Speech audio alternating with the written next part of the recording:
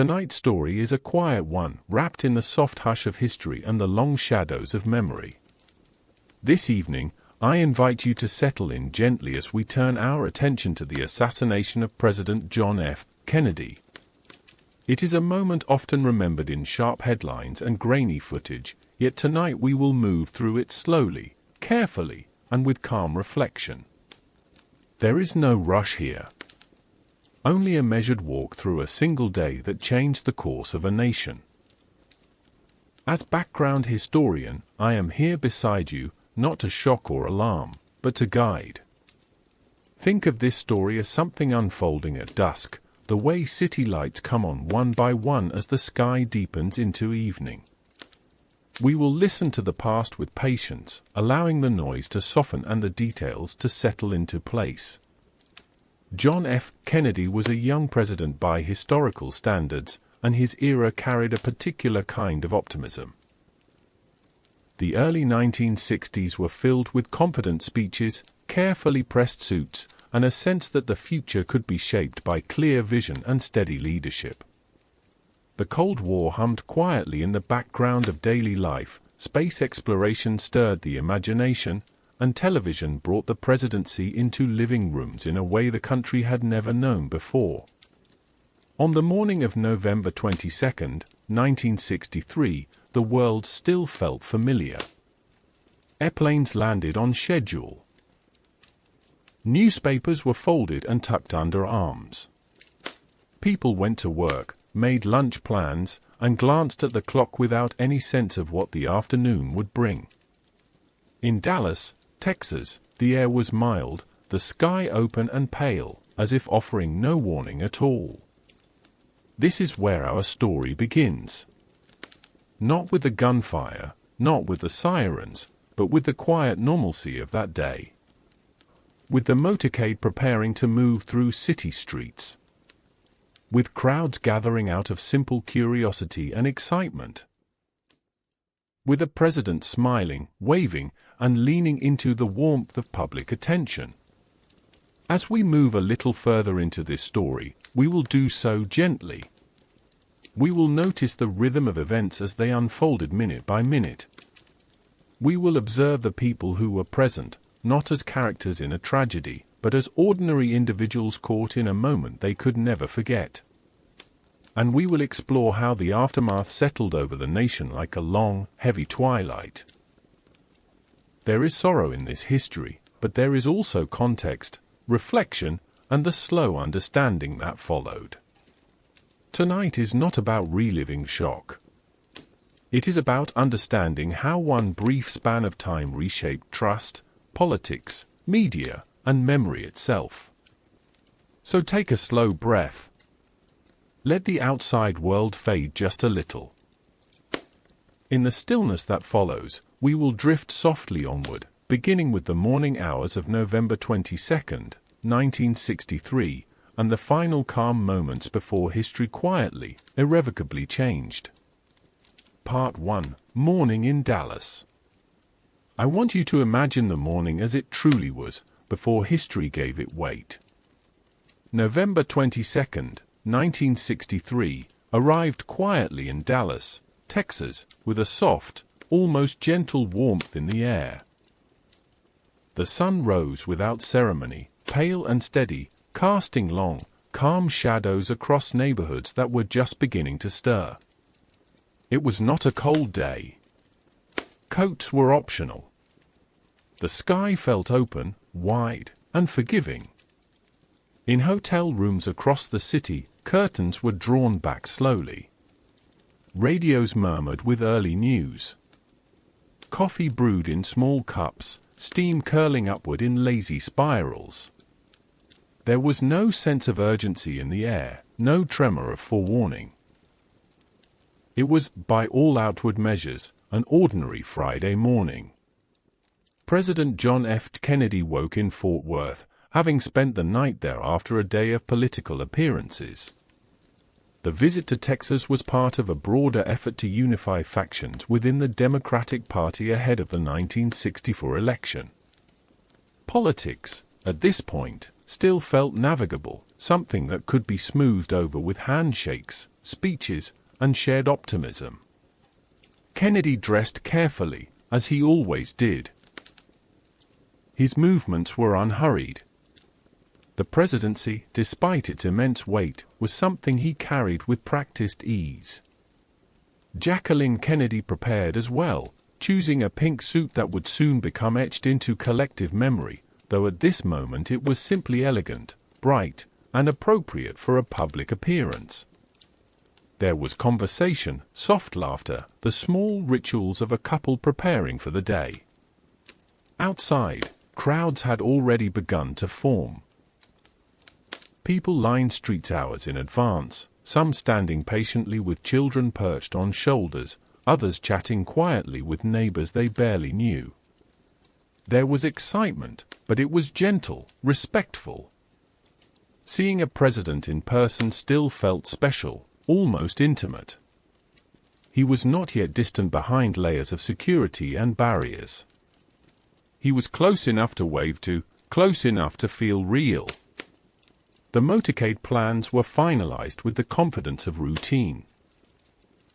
The route through Dallas had been published in local newspapers, something that would later feel unthinkable, but at the time seemed perfectly normal. Security existed, of course, but it was shaped by a different era, one that trusted openness and visibility more than distance. As the president's plane lifted off from Fort Worth and headed toward Love Field in Dallas, the city continued its morning rhythm. Office workers arrived at their desks. Secretaries straightened paperwork. Shop owners unlocked doors and swept sidewalks. Somewhere, a clock chimed the hour. Somewhere else, a school bell rang. At Love Field, anticipation gathered like a soft hum. Reporters adjusted cameras. Secret Service agents scanned the crowd with calm attentiveness. When Air Force One touched down just before noon, applause rippled outward, spreading easily through the waiting spectators. The door opened. Kennedy emerged, smiling broadly, his posture relaxed, as if this were not a political obligation but a genuine pleasure. He moved toward the crowd, shaking hands, pausing to listen, leaning in. Jacqueline stood beside him, gracious and composed. The moment felt warm, human, uncomplicated. No one hurried them along. No one sensed danger. Time itself seemed willing to slow. Eventually, the motorcade began its journey. The President and First Lady took their seats in the open limousine, a decision that reflected the trust of the era. The car rolled forward smoothly, joining a line of vehicles that glided through the city streets at an easy pace. Dallas unfolded around them in layers. Residential streets gave way to wider roads. Buildings grew taller. People waved from sidewalks, windows, even rooftops. Flags fluttered lazily. Camera shutters clicked. The sound of cheers drifted in and out, never overwhelming, always polite. As I reflect on this portion of the day, what stands out most is not what was about to happen, but how normal everything felt. History often teaches us that pivotal moments announce themselves, that they arrive with drama and warning. But more often, they come quietly, disguised as routine. Inside the limousine, conversation was light. Kennedy pointed things out along the route. Jacqueline smiled and nodded. The wind moved gently past them as the car continued onward. To those watching, it looked like a picture of confidence and calm, a president moving through a city that seemed ready to welcome him. The motorcade approached Dealey Plaza, an area where the city's older structures met newer roadways. The space opened up, framed by grass, concrete, and the slow curve of the street. The Texas School Book Depository stood nearby, unremarkable in appearance, just another building in a working city. No one paused. No one looked twice. The car turned smoothly, exactly as planned. And here, in these final seconds of calm, I want us to linger just a moment longer. To rest in the stillness that existed before sound shattered it. To recognize how fragile ordinary time can be, how easily it can slip into something else entirely. As the limousine moved forward under the open sky, the world remained unaware that it was standing on the edge of a moment that would echo for generations. In the hush that follows this morning, we will drift gently into the next part of our story, where time begins to narrow, and the ordinary gives way to the irreversible. Part 2. Dealey Plaza. Let us return gently to that moment, as the motorcade eased forward and the city seemed to hold its breath without knowing why. Dealey Plaza opened like a shallow bowl of green and stone, a place shaped by roadways and history long before it became known to the world. At this hour, it was quiet in the way public spaces often are before something memorable happens. Not silent, but subdued. The kind of calm that feels unremarkable until it is gone. The limousine slowed slightly as it made the turn onto Elm Street. The curve was gentle, almost graceful, guiding the vehicles into the open space of the plaza. Sunlight filtered down between buildings, touching the grass and concrete with a soft brightness. People stood scattered along the edges, some leaning against low walls, others standing in small clusters, cameras ready, faces relaxed. From where I stand in this story, I can sense how ordinary the scene felt to those present. Children fidgeted. Adults shaded their eyes.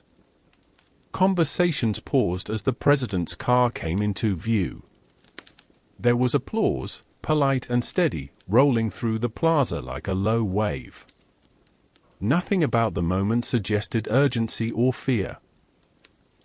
Inside the limousine, the ride remained smooth. Kennedy continued to acknowledge the crowd, his posture open, his expression easy. Jacqueline sat beside him, her gloved hand occasionally lifting in response to a wave. The air moved freely through the open car, carrying the faint sounds of the city, footsteps, distant engines, voices blending together. High above, windows reflected the light. The Texas School Book Depository loomed quietly at the corner of the plaza, its brick exterior blending into the background of the city's architecture. It was not a place that drew attention.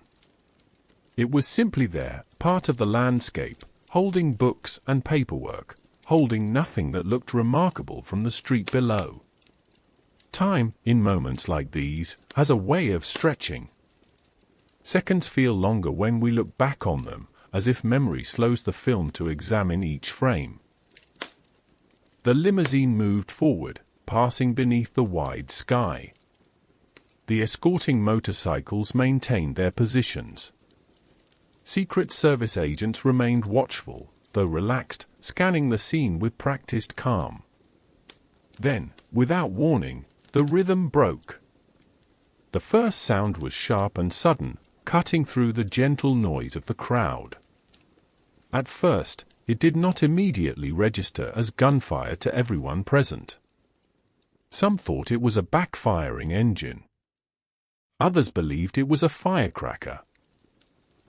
The mind often reaches for the least alarming explanation, especially in moments that feel safe. Kennedy reacted almost instinctively, his hands moving upward. Confusion flickered across faces nearby. Jacqueline turned toward him, her expression shifting from ease to concern in the space of a breath. The limousine slowed, uncertainty rippling through those inside and around it. A second sound followed, unmistakable in its violence. This one carried clarity. The kind that leaves no room for misinterpretation. The plaza, moments ago filled with polite applause, fell into chaos. Screams broke out. People ducked. Some froze where they stood, unable to process what they were witnessing. The third shot came quickly after, sealing the moment into history. From the sidewalk, from the grass, from the shadows of buildings, people reacted in fragmented ways. Some ran toward the sound, driven by instinct and disbelief. Others ran away, seeking cover behind walls and cars. Cameras captured blurred images, hands shaking, minds racing to keep up with reality. Inside the limousine, everything shifted at once. The driver accelerated. Secret Service agents moved with sudden urgency, climbing onto the back of the car, shielding the President and First Lady as best they could. Jacqueline reached toward her husband, her movements frantic yet focused, as if proximity alone could undo what had happened. The calm of the morning was gone, replaced by a piercing awareness that something irreversible had occurred. Sirens began to wail in the distance, their rising sound cutting through the stunned silence that followed the initial panic. Dealey Plaza, moments earlier just another stretch of road, had become something else entirely. A place marked not by design or intention, but by violence and loss. The grass, the concrete, the buildings all bore silent witness to an event that would be replayed endlessly, examined from every angle, and debated for decades. As the limousine sped away toward Parkland Hospital, the plaza was left behind in fragments. Hats lay abandoned. Shoes were scuffed and displaced. People stood in small clusters, asking the same questions over and over, their voices thin with shock. No one had clear answers yet. Only the certainty that the world had shifted on its axis. In moments like this, time behaves strangely. For those present, everything felt both too fast and impossibly slow. The sounds echoed longer than they should have. The images burned themselves into memory with painful clarity. As we move softly onward, leaving Dealey Plaza in its stunned quiet, we follow the motorcade as it races toward the hospital. The urgency deepens, the silence inside the car heavy and absolute. In the stillness that trails behind this moment, we prepare to enter the next part of our story, where hope clings briefly, even as reality closes in. Part 3: Parkland Hospital. Let us follow the motorcade as it moves away from Dealey Plaza, leaving behind a space suddenly emptied of innocence. The limousine raced through Dallas streets now blurred by speed and confusion. Sirens cut through the air, rising and falling in urgent waves. Traffic parted instinctively, drivers pulling to the side without fully understanding why, only sensing that something was terribly wrong. Inside the car, time seemed to collapse inward. Jacqueline Kennedy remained close to her husband, her focus unwavering, her movements purposeful despite the shock that must have threatened to overwhelm her. Secret Service agents shielded them as best they could, their faces set in expressions of urgency and disbelief. No one spoke more than necessary. Words, in moments like these, often feel too small. Parkland Memorial Hospital came into view quickly. It was a modern building, busy with the steady rhythm of a working medical center, unprepared for the sudden arrival of history at its doors. As the limousine screeched to a halt at the emergency entrance, doctors, nurses, and orderlies rushed forward, drawn by the sound and the gravity of the moment. The president was lifted from the car and carried inside on a stretcher, moving through hallways that moments earlier had held nothing more dramatic than routine care and quiet conversation. Shoes scuffed against the floor. Gurney wheels rattled softly. The smell of antiseptic hung in the air, sharp and clean, a stark contrast to the chaos unfolding. They brought Kennedy into Trauma Room 1. The space was small, functional, designed for efficiency rather than ceremony. Bright lights illuminated the room, flattening shadows and revealing the seriousness of his injuries. Medical staff moved swiftly, each person falling into their role without hesitation. Training took over where emotion could not. Outside the room, confusion gathered. Secret Service agents spoke urgently into radios. Hospital staff whispered to one another, piecing together fragments of information. Word spread quickly, but unevenly, through the building. A sense of disbelief clung to every conversation. The idea that the President of the United States lay wounded inside their hospital felt unreal, as if it belonged to a different world. Jacqueline Kennedy remained nearby, her presence quiet and resolute.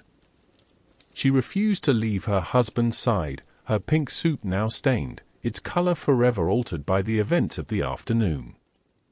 Those who saw her later would speak of her composure, her dignity in the face of overwhelming loss. Inside Trauma Room 1, doctors worked with urgency and care.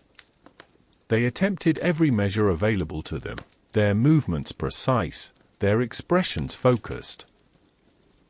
Yet even as they worked, the reality of the situation became increasingly clear. The injuries were severe. The hope that had rushed in with the motorcade began to fade, replaced by a heavy, unspoken understanding. At 1 p.m. Central Standard Time, President John F. Kennedy was pronounced dead.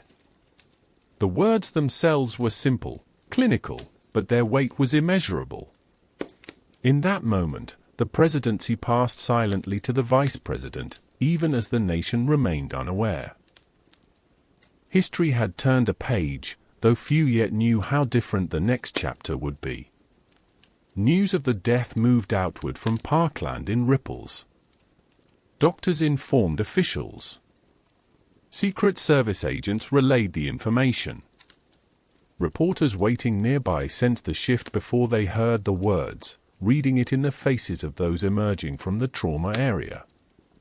Inside the hospital, a hush settled. Hallways that had buzzed with urgency moments earlier now felt subdued, as if sound itself had retreated. People spoke in lowered voices. Some stood still, unsure what to do next. Others returned to their duties, carried forward by habit and responsibility. Arrangements were made quickly, guided by protocol and necessity. Vice President Lyndon B. Johnson, who had been riding in a following car, was escorted to a secure area. The continuity of government became an immediate concern, even as grief began to take hold.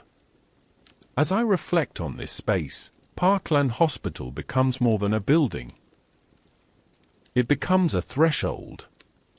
A place where hope lingered briefly, where skill and effort met the limits of possibility. A place where the personal and the political collided in the most profound way. Outside, the day continued. The sun remained bright. Cars passed on nearby roads. People went about their lives, many still unaware that the country had just lost its leader. This contrast, between the enormity of the moment and the ordinary flow of the world, is one of the most haunting aspects of this history. As we leave Parkland behind, carrying with us the quiet gravity of what occurred within its walls, we move toward the next chapter of this story. One that unfolds not in a single room, but across an entire nation as news begins to spread and a collective silence settles in. In the stillness that follows, we prepare to drift into Part 4, where the country learns, almost all at once, that nothing will feel quite the same again. Part 4, a nation learns. As we move gently onward, we leave the quiet corridors of Parkland Hospital and step into a wider stillness, one that spreads outward across the country like evening fog. The news did not arrive everywhere at once. It moved unevenly, carried by radios, interrupted television broadcasts, whispered phone calls, and faces that suddenly lost their color. In Dallas, reporters gathered quickly, sensing that something irreversible had taken place. Microphones were adjusted with trembling hands. Cameramen repositioned themselves, unsure exactly what they were about to record, only knowing that the moment mattered. When the announcement finally came, it was delivered in careful, restrained language, as if the words themselves needed to be handled gently. Across the United States, radios crackled to life. Music was cut short. Familiar voices shifted in tone, becoming slower, quieter. Many Americans remember exactly where they were when they heard the news, not because they tried to remember, but because the moment fixed itself firmly in place. In offices, typewriters stopped mid-sentence. In classrooms, teachers paused, searching for the right words before saying anything at all. In living rooms, people leaned closer to their televisions, as if proximity might help them understand what they were hearing. Some did not believe it at first. Others felt an immediate, sinking certainty settle in their chest. President Kennedy had been a presence in daily life. He appeared on screens, in photographs, in speeches delivered with confidence and ease. His youth and energy had come to symbolize possibility. For many, his loss felt personal, even if they had never seen him outside of a broadcast. The idea that he could simply be gone felt incompatible with the sense of forward motion that defined the era. As the news spread, a strange quiet followed. Streets seemed subdued. Conversations grew hushed. People gathered together without quite knowing why, drawn by a shared need for reassurance. In some places, church bells rang. In others, flags were lowered slowly, deliberately, as if marking time itself. In Washington, officials moved quickly, guided by protocol that had been prepared for such a moment but never truly expected to be used. The machinery of government continued to turn, even as grief began to seep into its corners. Plans were made. Messages were drafted. Security tightened. Vice President Lyndon B. Johnson was informed officially of Kennedy's death and the responsibility that now rested on his shoulders. He remained in Dallas, surrounded by Secret Service agents, his own shock tempered by the immediate demands of leadership. The transition of power had to occur without delay.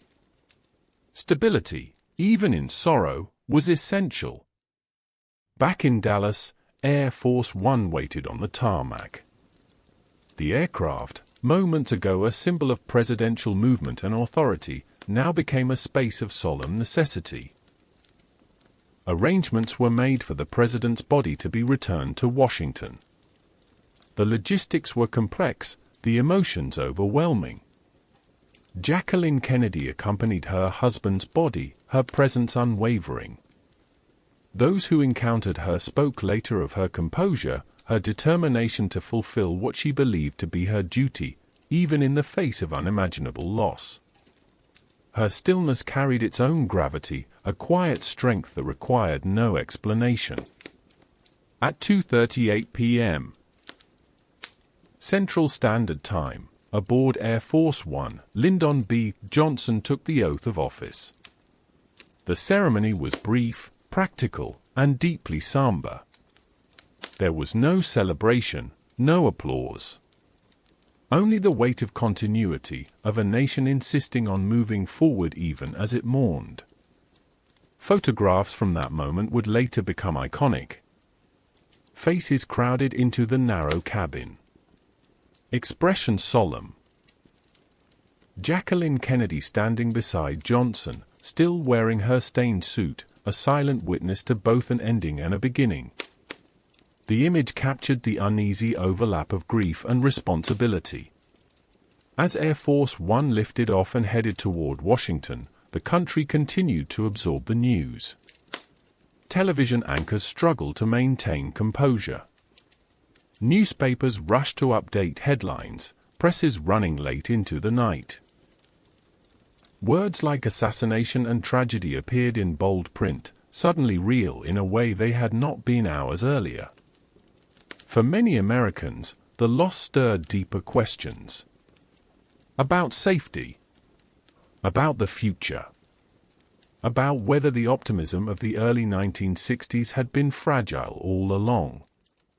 The idea that a president could be struck down in public, in daylight, unsettled a sense of national security that had felt assumed.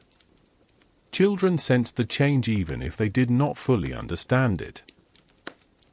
Adults spoke softly around them. Bedtime routines shifted. Radios remained on longer than usual.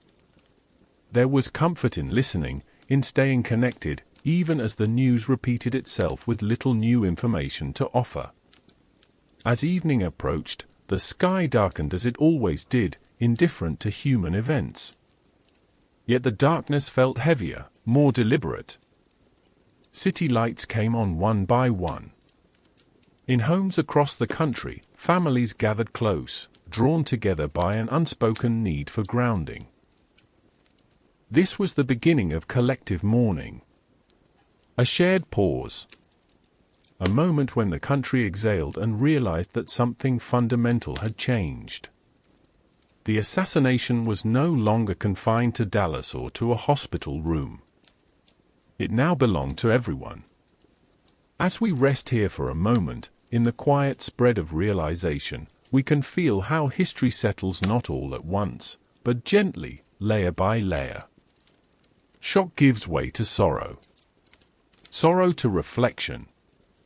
Reflection to questions that will linger for years.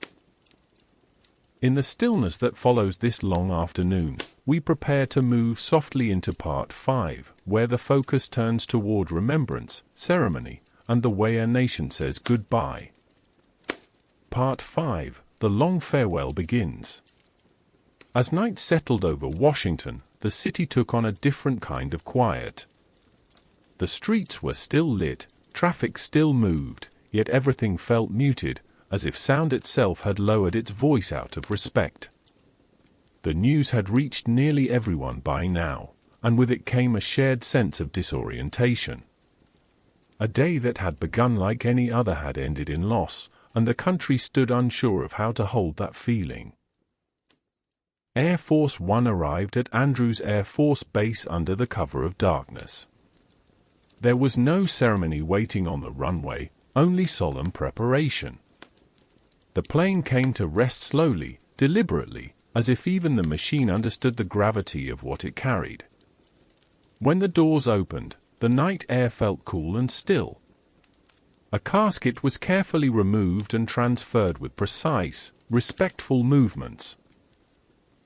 Jacqueline Kennedy remained close, her posture steady, her expression composed in a way that defied easy explanation. Grief had not vanished, but it had settled inward, quiet and contained. Those present spoke little. There was no need for words. From Andrews, the motorcade traveled into Washington. The route passed familiar landmarks, now transformed by silence. Buildings that usually radiated authority and permanence seemed subdued, their presence softened by the awareness that one of their central figures was gone. Streetlights cast long, pale reflections on the pavement, stretching like thin threads of light. The president's body was taken to Bethesda Naval Hospital for an autopsy, a clinical necessity carried out amid profound sorrow. This part of the story is often remembered for its complexity and controversy, but tonight we linger not on disputes, but on atmosphere. On the sense that the nation was moving through required motions while still struggling to comprehend the loss.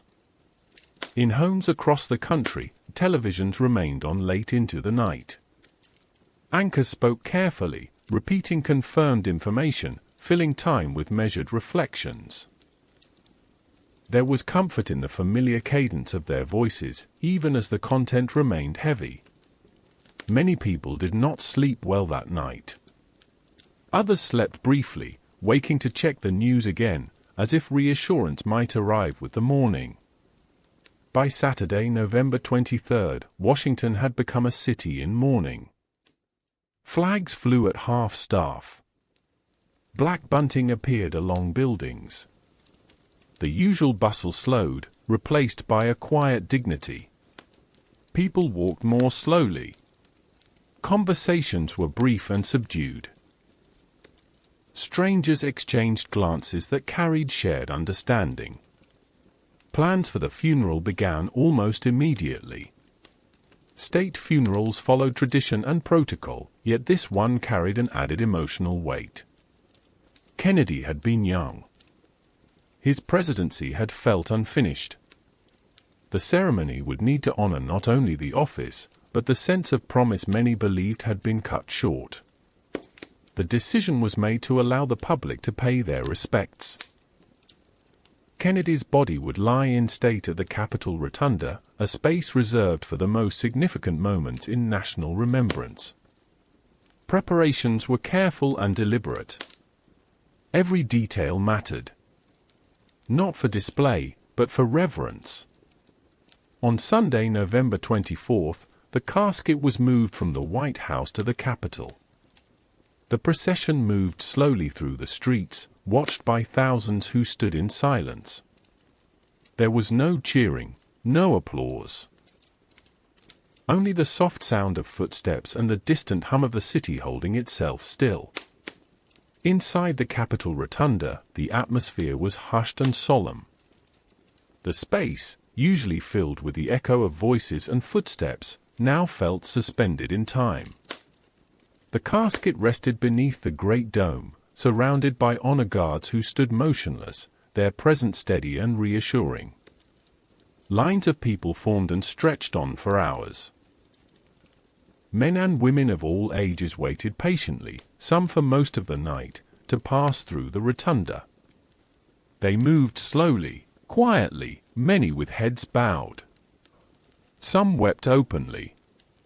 Others maintained composure until they reached the far side, where emotion finally found release. This collective act of mourning became one of the defining images of the days that followed. It was not organized by mandate or obligation. People came because they felt drawn to the moment, to the need to be present, even briefly, in the face of loss. Standing in line became a kind of shared meditation, a way to process grief together. As I think about this period, what stands out most is the patience. No one rushed. No one complained. Time seemed to slow itself, bending to the weight of emotion. In that slowness, there was comfort. A sense that the nation was allowing itself to feel fully before moving on. Elsewhere, the world watched. Leaders from other countries sent messages of condolence. Plans were made for their attendance at the funeral. The loss of an American president resonated far beyond national borders, touching allies and adversaries alike. Kennedy had been a global figure, his voice familiar even to those who did not share his language. On Sunday morning, another tragic note was added to the story.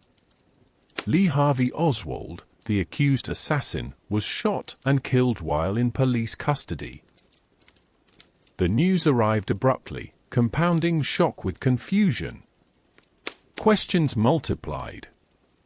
Closure felt further away than ever. For many, this event deepened the sense of unease. Answers that might have brought clarity were now out of reach. The story of the assassination became more complex, more unsettled.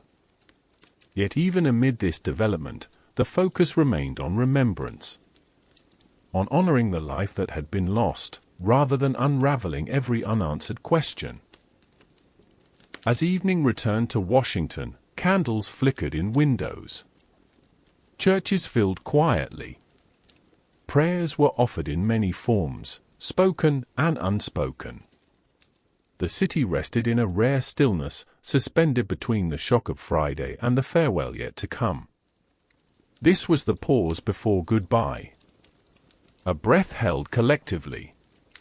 a moment when the nation gathered itself, preparing to say farewell not only to a president, but to a chapter of its own identity.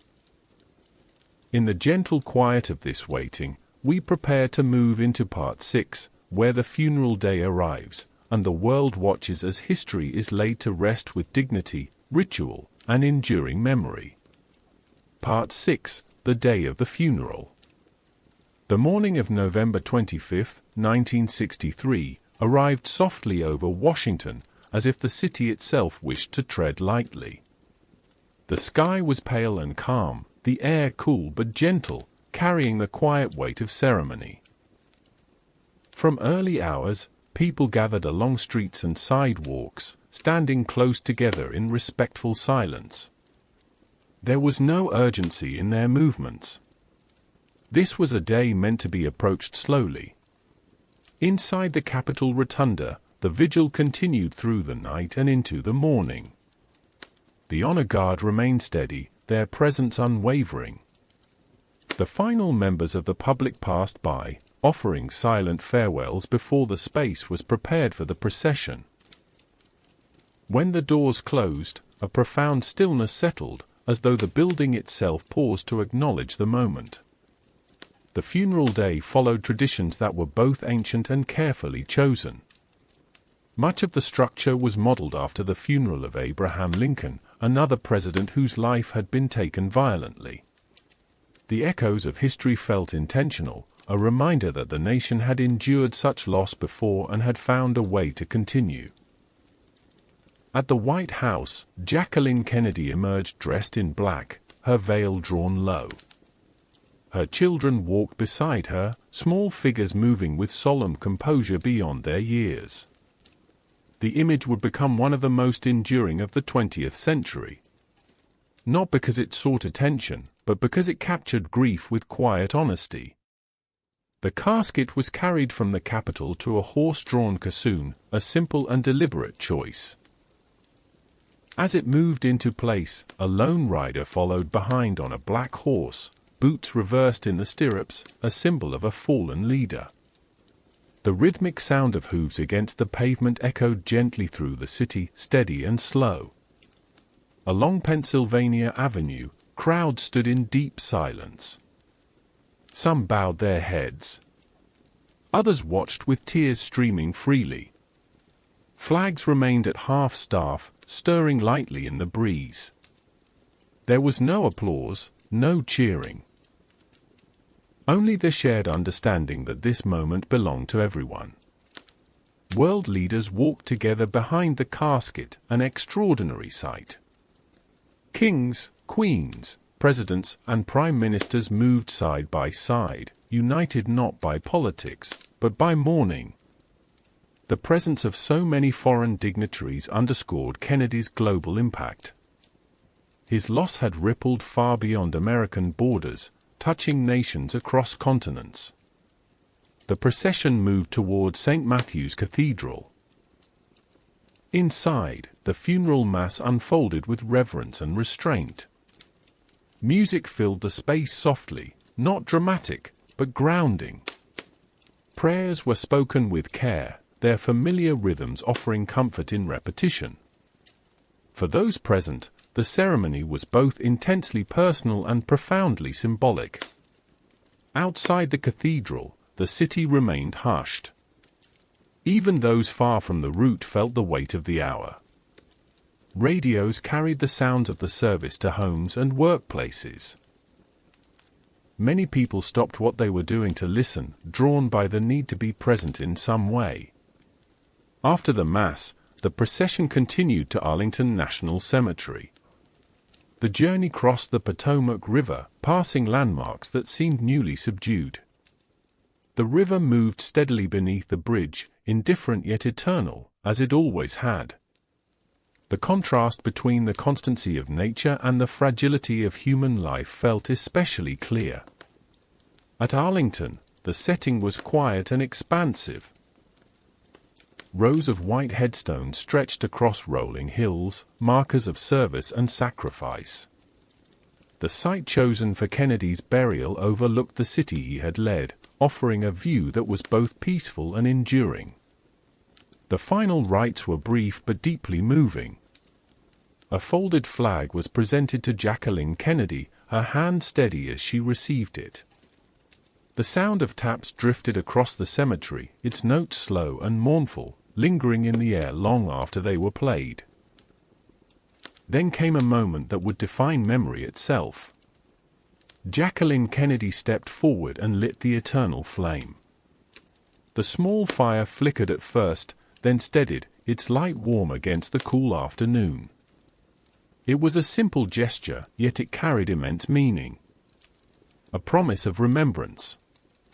A refusal to let the legacy fade into silence. As the ceremony concluded, people lingered. No one seemed eager to leave. The flame burned quietly, its presence reassuring in its constancy. In that stillness, grief found a place to rest, if only briefly. Across the country and around the world, people watched the burial through screens and radios. Many wept openly. Others sat quietly, hands folded, eyes fixed on the image of the flame. The shared experience created a sense of unity rarely felt so deeply. This day marked the end of public farewell, but not the end of reflection. The questions remained. The sorrow lingered. Yet something else had settled in as well. A sense that dignity had been preserved. That loss had been met with grace. As evening descended on Arlington, shadows lengthened across the hillside. The flame continued to burn, steady and calm. The city below returned slowly to its routines, though nothing felt quite the same.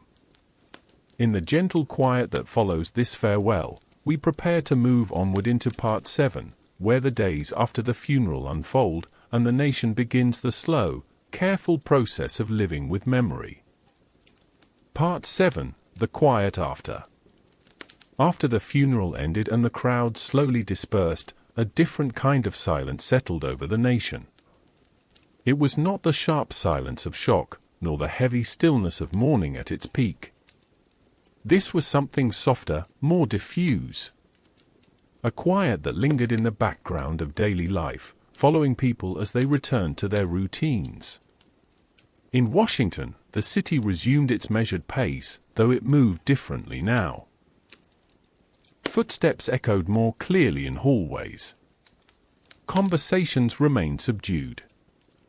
The White House, once filled with energy and movement, felt restrained, as if it were learning how to exist in a new way. Rooms that had been lively just days earlier now carried an echo of absence. President Lyndon B. Johnson began the work of leadership immediately. There was no ceremonial easing into the role. Decisions waited. Meetings resumed. The demands of office pressed forward, indifferent to emotion. Johnson understood that continuity was essential, that stability itself was a form of reassurance to a shaken nation. He spoke to the country with a tone that was steady and deliberate. His words were not meant to inspire in the way Kennedy's often had been, but to anchor. To reassure. To remind Americans that their institutions endured even in the face of loss. For many, this shift in tone was noticeable.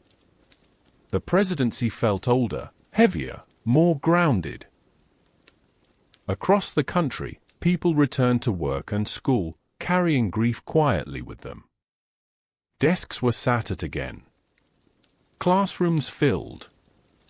Yet the assassination lingered in conversation, in glances exchanged, in moments when attention drifted back to the image of the motorcade or the flame at Arlington. Television continued to play a central role. Footage from Dallas, from the funeral, from the days of mourning replayed again and again. For the first time, a national trauma had unfolded almost entirely on screen. The moving images made the event feel immediate, intimate, and inescapable. People watched not out of fascination, but out of a need to understand. Newspapers filled their pages with analysis and reflection. Writers struggled to put into words what the country felt. Editorials spoke of lost innocence, of a turning point, of a world that suddenly seemed less certain. The language varied, but the theme remained the same. Something fundamental had shifted. Children asked questions that adults struggled to answer. Why would someone do this? How could it happen? Was anyone safe? Parents offered reassurance where they could, often without feeling fully reassured themselves. The assassination entered family conversations, becoming part of shared memory even for those too young to remember it clearly. In private moments, many people grieved alone. They thought about where they had been when they heard the news, about the plans they had been making before everything changed, about the strange way time seemed to fold around such moments, dividing life into before and after. At Arlington, visitors began to arrive quietly, one by one. The eternal flame drew them in, its steady presence offering a place to focus grief. People stood for long moments, hands in pockets, heads bowed. Some left flowers. Others left nothing but their attention, which felt like enough. Meanwhile, the investigation into the assassination moved forward. Lee Harvey Oswald's death had left many questions unanswered. Official efforts began to piece together what had happened, to establish facts where certainty had been shattered. For now, though, the details remained secondary for many Americans. Understanding would come later. Grief demanded priority. The sense of vulnerability that followed the assassination did not fade quickly. Public spaces felt different. Trust felt thinner. The idea of open access to leaders began to seem outdated, even dangerous. Without being formally declared, an era of innocence quietly closed. Yet alongside this unease, there was also resilience. Communities found comfort in shared rituals. Churches filled. Conversations deepened. People checked on one another more deliberately. Loss had a way of drawing attention to what mattered most. As days turned into weeks, the assassination began to settle into memory rather than immediacy. The sharp edges of shock softened, replaced by reflection. Questions remained, but they were now carried alongside a growing determination to move forward. As background historian, I find this period especially telling. Not because of grand speeches or dramatic events, but because of the quiet adjustments people made. The way they learned to live with absence. The way they carried remembrance into ordinary life. In this gentle, lingering quiet, we prepare to drift into Part 8, where attention turns toward understanding, investigation, and the long process of seeking answers in the aftermath of tragedy. Part 8. Seeking Answers. As the days continued to unfold, the nation slowly turned its attention from mourning toward understanding. Grief did not disappear, but it began to share space with questions. Quiet, persistent questions that settled into conversations, newspapers, and late-night thoughts. What had happened? How could it have happened? And most of all, why? In the immediate aftermath, official efforts moved forward with careful urgency. The responsibility of explaining the assassination fell to institutions already carrying the weight of public trust. Law enforcement agencies gathered evidence. Statements were collected. Film footage was examined again and again, each frame studied as if clarity might emerge through repetition. The absence of Lee Harvey Oswald weighed heavily over everything. His death, just 2 days after the assassination, left a silence where answers might have been. Without a trial, there would be no courtroom testimony, no cross-examination, no public reckoning in the familiar structure of justice. For many, this absence became a source of deep unease. To address the growing need for clarity, President Johnson established an official commission to investigate the assassination. Chaired by Chief Justice Earl Warren, the group became known as the Warren Commission. Its purpose was simple in statement, yet enormous in scope: to determine the facts, to restore confidence, to offer the country a coherent account of what had occurred. The commission worked methodically. Witnesses were interviewed. Physical evidence was catalogued. Ballistics were tested.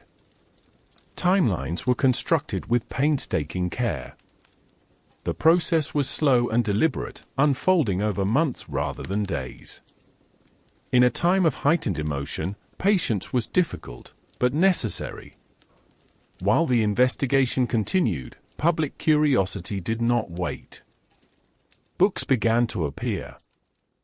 Articles questioned official narratives. Conversations grew more complex. The assassination was no longer only a tragedy. It had become a puzzle, one that invited speculation alongside analysis. Television, still a relatively young medium, amplified this process. Images from Dallas were replayed repeatedly, especially the now famous home movie captured by Abraham Zapruder. Its brief, silent frames became some of the most studied images in history. People watched closely, pausing, rewinding, trying to make sense of movement and timing. This was new territory for the public. Never before had such a moment been preserved so vividly, so personally. The ability to see the event again and again created a sense of intimacy, but also a sense of unrest. Each viewing raised new questions. Each detail seemed to carry enormous significance. As weeks passed, the tone of national conversation shifted. Respectful inquiry sometimes gave way to skepticism. Trust in institutions, once assumed, began to feel conditional. The assassination did not create this skepticism alone, but it accelerated it. It taught many Americans to question official explanations, to look beneath the surface, to wonder what might be missing. At the same time, there were those who found comfort in the pursuit of facts. The idea that truth could be assembled piece by piece offered reassurance. That order might be restored through careful investigation. That the chaos of November could be understood, even if it could not be undone. Families discussed the assassination at dinner tables. Co-workers debated theories during breaks. Teachers addressed questions cautiously, aware that they were guiding young minds through uncertainty. The event became part of shared cultural awareness, something everyone seemed to carry in some form. Meanwhile, Jacqueline Kennedy withdrew from public view. Her absence was respected, even protected. The nation understood her need for privacy, though her image remained ever present. She had become a symbol not by choice, but by circumstance. Her quiet dignity continued to resonate, even in silence. As background historian, I often find that this stage of the story reveals as much about a society as the event itself. The way people seek answers. The balance between trust and doubt. The need to understand not only what happened, but what it means. The assassination of JFK did not offer easy conclusions. Instead, it opened a space for ongoing reflection. A recognition that history is not always neat, that some questions remain unresolved, and that uncertainty can become part of collective memory. In the gentle hush of this searching, we prepare to move onward. In Part 9, we will explore the findings of the Warren Commission and the reactions they inspired, as the country confronted an official explanation that would shape debate for generations to come. Part 9, The Official Story. As months passed and the initial shock softened into a quieter vigilance, the nation waited. Waiting became its own shared experience, a low hum beneath daily life. The Warren Commission worked behind the scenes, methodical and persistent, assembling a narrative meant to bring order to a moment that still felt fractured. When the report was finally released in September of 1964, it arrived not with drama, but with formality. Bound volumes. Dense language. Careful conclusions. The Commission stated that President John F. Kennedy had been assassinated by Lee Harvey Oswald, acting alone. There was no broader conspiracy, no hidden network of coordination, no unseen hands guiding the outcome. For some, this conclusion brought relief. The idea of a lone individual committing such an act felt more manageable than the alternative. It suggested that the world, while imperfect, had not been overtaken by unseen forces beyond understanding. Tragedy, in this framing, was the result of individual action rather than systemic failure. For others, the report raised more questions than it answered. The findings were detailed, technical, and precise, yet they required a level of trust that many Americans were no longer sure they possessed. Ballistics analysis. Trajectory calculations. Timelines measured in fractions of seconds. The now famous concept of a single bullet accounting for multiple wounds became a focal point of debate, discussed in newspapers, classrooms, and quiet living rooms late at night. The language of the report was clinical, distant from the emotional reality many still carried. It spoke in facts and probabilities, not in grief or disbelief. This contrast made acceptance difficult for some. The heart, after all, does not always follow logic as readily as the mind. Television once again played a central role. Experts appeared on programs, explaining diagrams and reenactments. Reporters summarized conclusions in measured tones. Yet even as explanations were offered, skepticism lingered. Viewers watched closely, searching faces for certainty, for reassurance that the truth had truly been found. The assassination had already altered the relationship between the public and authority. The Warren Report became an early test of that new dynamic. It asked citizens to trust not only the findings, but the process itself. To believe that every question had been asked, every possibility considered. Some did. Many did not. This divergence marked a subtle but lasting shift. From this point forward, official explanations would rarely go unchallenged. The idea that truth could be delivered cleanly, conclusively, was no longer universally accepted. The assassination of JFK did not create doubt, but it legitimized it. Yet even amid disagreement, the report served a purpose. It provided a framework, a shared reference point, a place from which discussion could continue. Without it, the void might have felt even more unsettling. For Lyndon B. Johnson, the report represented closure in a practical sense. His presidency was already defined by enormous challenges, from civil rights legislation to the escalating conflict in Vietnam. The country needed to move forward, and endless uncertainty threatened to keep it anchored to the past. In private moments, Americans processed the report in their own ways. Some read summaries carefully. Others avoided it altogether, preferring not to reopen wounds. For many, the assassination remained less about conclusions and more about feeling. About where they had been. About the sound of interrupted broadcasts. About the image of a young president smiling moments before history intervened. At Arlington, the eternal flame continued to burn, indifferent to debate. It offered no answers, only presence. visitors still arrived quietly, standing for long moments before turning away. The flame became a reminder that some truths exist beyond explanation. That remembrance does not require resolution. As background historian, I often notice how time reshapes certainty.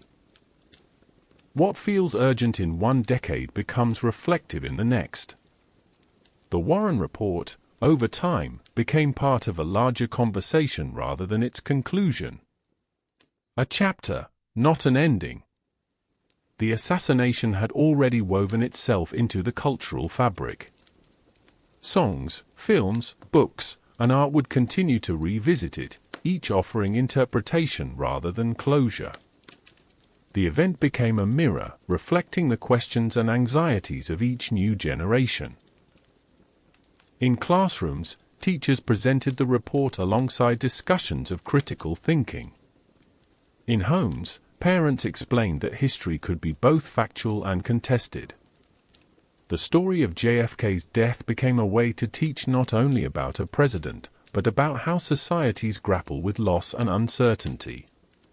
As the years passed, new investigations and committees would revisit the assassination, each adding layers rather than finality. Yet the Warren Report remained foundational, its presence steady even amid dispute. In this part of our story, what matters most is not agreement, but transition. The nation had moved from shock to mourning to inquiry. It had learned that understanding history can be a slow, imperfect process, shaped by evidence, perspective, and trust. In the quiet space after conclusions are announced, reflection deepens.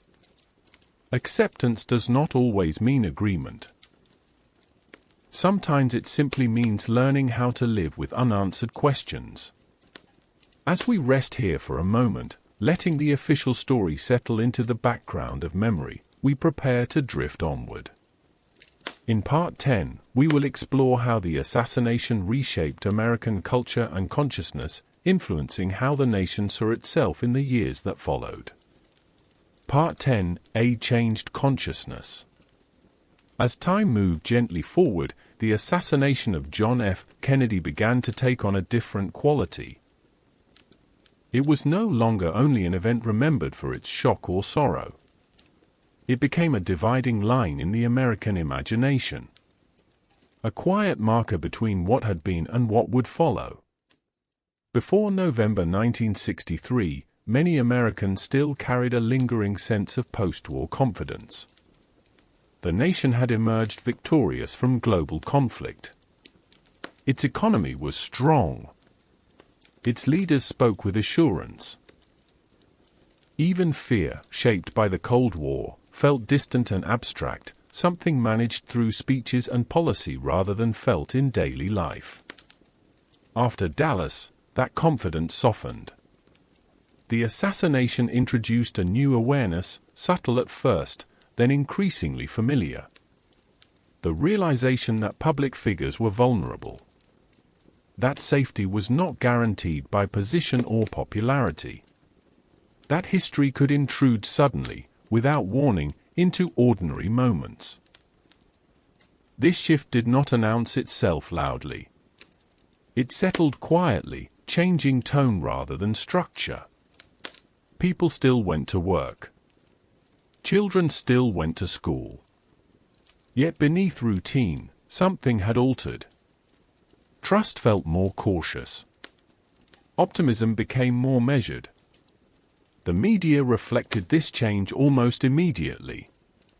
News coverage grew more intense, more analytical. Journalists asked harder questions. Commentary expanded. The idea that events should be examined from multiple angles became more accepted, even expected. The assassination had taught the public to look closely, to listen for what might be unsaid. Television, in particular, evolved.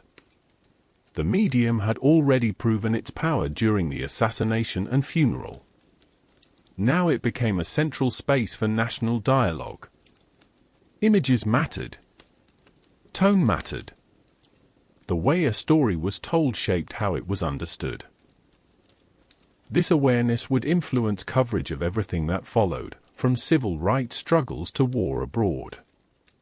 In popular culture, the shift was equally visible. Films grew darker in tone. Stories became more complex, less certain of happy endings. Heroes were no longer invincible. They were flawed, questioning, sometimes disillusioned. The clean lines between good and evil blurred, replaced by ambiguity. Music, too, reflected the change. Lyrics turned inward. Themes of loss, doubt, and searching became more common. Artists responded not only to the assassination itself, but to the broader feeling it had awakened. A sense that the world was more fragile than it had appeared. For younger generations, the assassination became a story learned rather than remembered. Yet even without personal memory, its influence lingered. It shaped how authority was viewed, how history was taught, how skepticism and inquiry were framed as healthy rather than disruptive. In classrooms, teachers began to encourage questions, to present multiple perspectives, to acknowledge uncertainty as part of learning. The assassination served as an example that history is not always settled, that interpretation matters, and that understanding evolves over time. Politically, the impact was profound. Security around public officials increased significantly. The open accessibility that had characterized Kennedy's presidency faded. Barriers appeared. Motorcades became more controlled. Protection more visible. The physical distance between leaders and the public grew, a practical response to a changed reality. Yet this distance carried emotional weight as well. The presidency felt less personal, more guarded. The image of a leader waving from an open car became a relic of another era. The intimacy of earlier years gave way to caution. As background historian, I often notice how societies adapt not only in policy, but in feeling. The assassination introduced a shared awareness that safety and certainty are temporary. That progress does not move in a straight line. That moments of brightness can be followed by shadow. This awareness did not diminish the country's resilience. In many ways, it strengthened it. Americans learned to hold hope alongside realism, to pursue ideals while acknowledging risk, to honor leaders without assuming invulnerability. At the same time, the assassination left an emotional echo that resurfaced during later moments of national crisis. When trust was tested, when leadership was questioned, when tragedy struck unexpectedly, the memory of November 1963 hovered quietly in the background, reminding people that they had felt this kind of shock before. The eternal flame at Arlington became a symbol not only of Kennedy's legacy, but of continuity through change. It burned steadily through decades of transformation, through social upheaval, through war and reform, through moments of pride and moments of doubt. Visitors continued to stand before it, often in silence. Some remembered the day clearly. Others knew it only through stories. Yet the flame offered the same quiet reassurance to all. That remembrance does not fade simply because time passes. In this way, the assassination became more than an ending. It became a lens, a way of understanding the complexity of leadership, media, trust, and collective memory. It taught the nation that history is lived as much as it is recorded. As we rest here, reflecting on this shift in consciousness, there is no need to rush toward conclusions. This story, like memory itself, unfolds slowly. Its influence spreads outward, touching moments far removed from the original event. In the calm that follows this reflection, we prepare to drift onward. In Part 11, we will explore how Kennedy himself came to be remembered over time, as memory softened sharp edges and transformed a life into a lasting legacy. Part 11, Remembering Kennedy. As the years passed, the sharpness of November 1963 slowly softened, not because it was forgotten, but because memory began to reshape it. Time has a way of smoothing the edges of loss, allowing reflection to replace immediacy. In this gentler space, John F. Kennedy himself began to emerge more clearly, no longer only as a figure defined by his death, but as a president remembered for the way he lived and led. Memory, unlike history, is selective. It gathers moments that feel meaningful and lets others fade quietly into the background. In remembering Kennedy, the nation held on to images of youth, confidence, and eloquence. His speeches echoed long after they were delivered, their cadence familiar, their optimism lingering like a soft afterglow.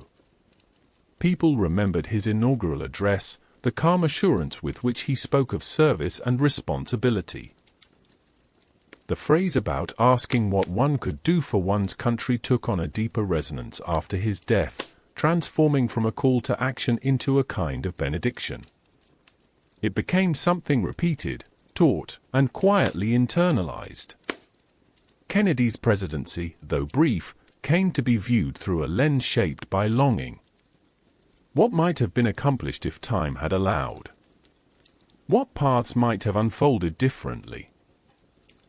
This sense of unfinished possibility became part of his legacy, lending it a certain timelessness. He would always be the president whose story felt paused rather than concluded. In photographs and film, Kennedy appeared vibrant and composed. The grainy black and white footage of press conferences, of relaxed exchanges with reporters, of moments shared with his family, offered glimpses of a leader who felt accessible and human. These images circulated often, reinforcing a sense of familiarity even years later. Jacqueline Kennedy played a quiet but powerful role in shaping how her husband was remembered. In the weeks following the assassination, she spoke of Camelot, drawing a comparison between the Kennedy years and the legendary court of King Arthur. It was a poetic image, one that captured imagination and endured. The idea of Camelot suggested a time of idealism, brief yet brilliant, preserved in memory precisely because it could not last. This framing did not erase the complexities of Kennedy's presidency. Historians continued to debate policies, decisions, and challenges. Yet for the broader public, Camelot became a shorthand for a moment when leadership felt inspiring, when the future seemed open and inviting. As decades passed, Kennedy's image remained remarkably steady. While other presidents rose and fell in public esteem, his reputation stayed luminous. Polls reflected consistent admiration. New generations encountered him first through stories and images, often before learning the full context of his time in office. In classrooms, Kennedy was introduced as a symbol of a turning point. Students learned about the Cold War tensions he navigated, the civil rights issues that gained momentum during his administration, the space race that captured global attention. Yet woven through these lessons was an undercurrent of possibility, a sense that leadership could be both strong and aspirational. Writers and artists returned to Kennedy again and again, each offering interpretation rather than final judgment. Novels imagined alternate futures. Films revisited pivotal moments. Documentaries explored his words and decisions with careful attention. Each retelling added texture, expanding the story rather than closing it. As background historian, I find it meaningful how remembrance often favors tone over detail. People remember how Kennedy made them feel. The calm confidence. The forward-looking spirit. the sense that progress, though difficult, was within reach. These impressions lingered even as political realities grew more complex in the years that followed. At Arlington, the eternal flame continued to serve as a focal point for this remembrance. It burned through changing seasons and shifting eras, a constant presence amid transformation. Visitors stood before it quietly, some remembering the day of the assassination, others simply absorbing the atmosphere of reflection. For those too young to have lived through Kennedy's presidency, the flame represented something inherited. A memory passed down. A reminder that leadership and loss are intertwined, that ideals often shine brightest when they are fragile. Kennedy's family also became part of the legacy. His children grew up under the gaze of public attention, their early images forever linked to the funeral procession. Their presence reminded the nation that behind the presidency was a family, shaped by both privilege and profound loss. Over time, anniversaries of the assassination brought renewed reflection. Each decade prompted retrospectives, thoughtful essays, and moments of collective pause. Yet these commemorations grew quieter with each passing year, less about shock and more about understanding. The assassination had once defined Kennedy's memory entirely. Now it shared space with his life. His humor, his curiosity, his belief in service.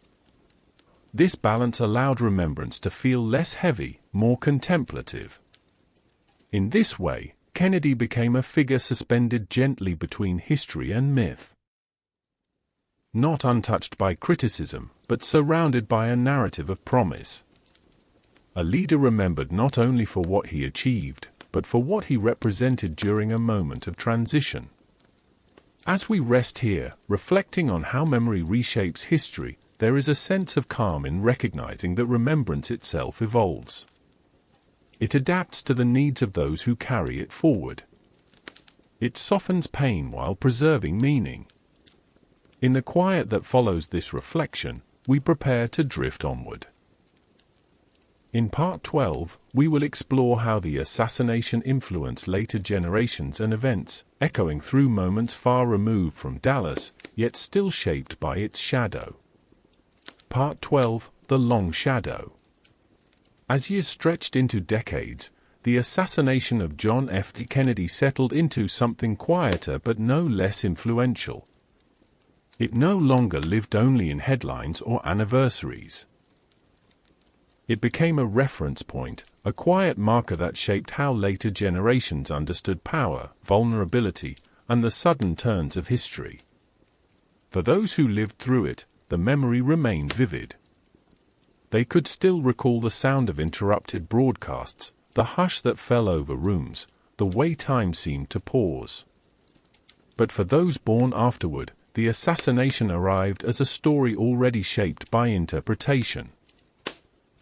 It was taught, discussed, questioned, and revisited, carrying with it the weight of everything that followed.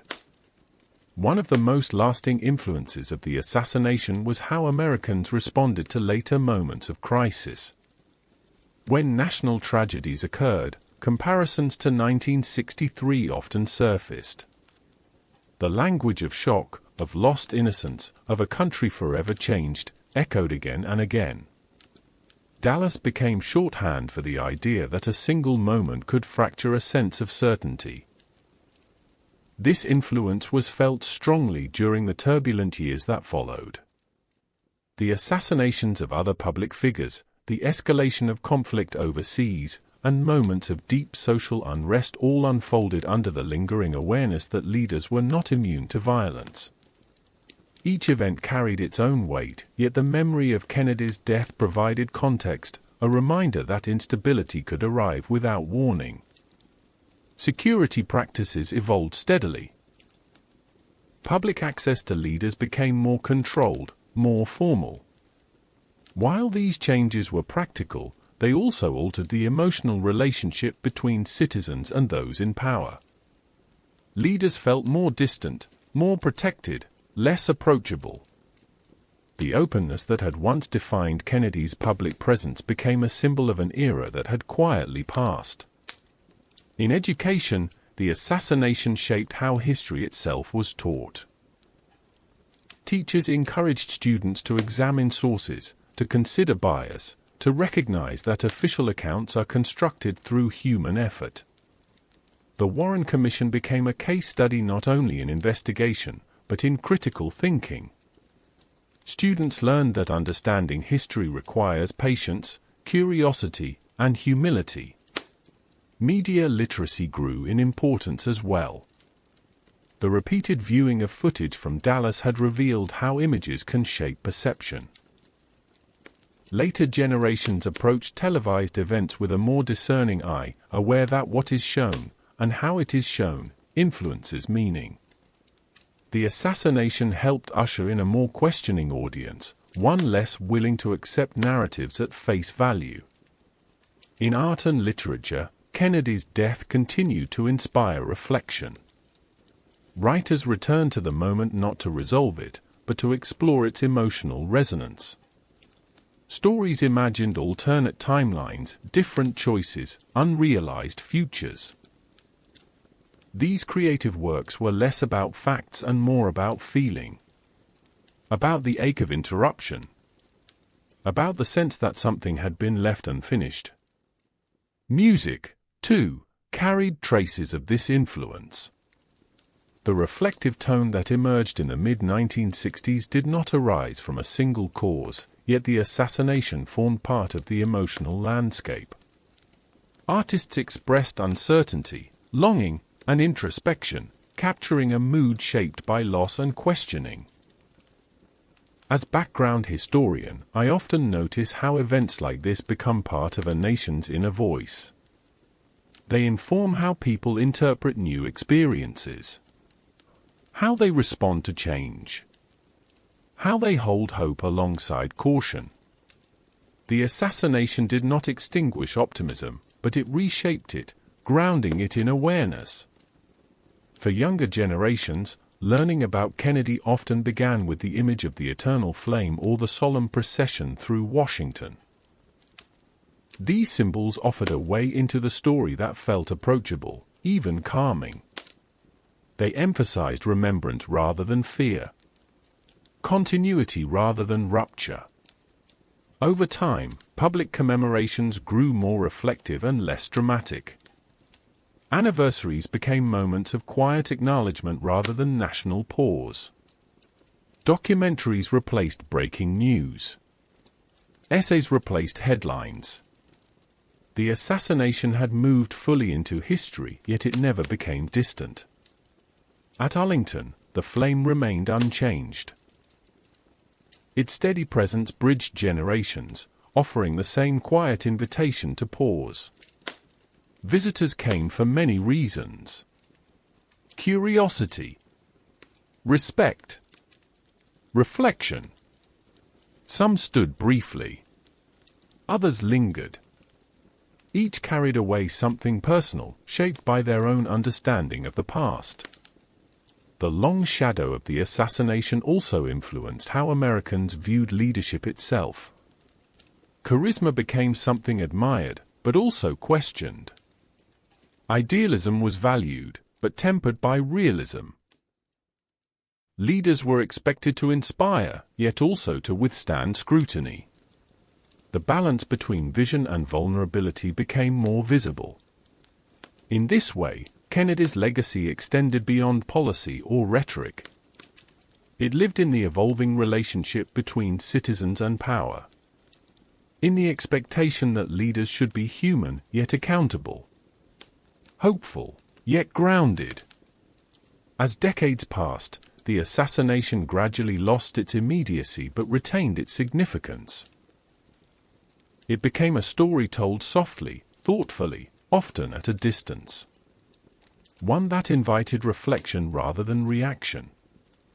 One that encouraged listening as much as speaking. The passage of time did not diminish the event. Instead, it allowed space for perspective, for understanding that history is not only shaped by what happens, but but by how people carry it forward. As we rest here, in the gentle awareness of this long shadow, there is a sense of calm in recognizing that influence does not always announce itself. Sometimes it works quietly, shaping attitudes, expectations, and memory over many years. In the stillness that follows, we prepare to drift onward. In Part 13, we will explore how new investigations and renewed interest revisited the assassination in later decades, reopening questions and deepening the conversation rather than closing it. Part 13, returning to the questions. As time moved further from November 1963, something unexpected happened. Instead of fading, curiosity returned. Quietly at first, then with renewed focus. The assassination, once wrapped in grief and official conclusion, began to be revisited by new voices, shaped by distance, perspective, and a changing cultural mood. By the late 1960s and into the 1970s, the country had been through profound upheaval. War abroad. Protest at home. Revelations that challenged trust in government and institutions. In this atmosphere, earlier assurances were reconsidered. The Warren Commission, once accepted by many as closure, now felt to some like an opening rather than an ending. New generations of journalists, historians, and citizens began to ask questions again. Not always accusatory, but persistent. They wondered whether everything that could be known had truly been uncovered. Whether urgency and fear during the Cold War had shaped conclusions. Whether time itself might allow clearer vision. Books appeared that examined the assassination in greater detail, sometimes challenging official findings, sometimes expanding on overlooked elements. These works did not always agree with one another, yet they shared a common tone.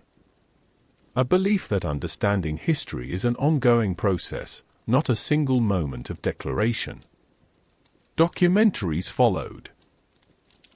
Advances in film analysis allowed researchers to study footage frame by frame with greater precision. The Zapruder film, once viewed with limited clarity, now became the subject of careful examination. Details previously unnoticed were debated thoughtfully, sometimes endlessly.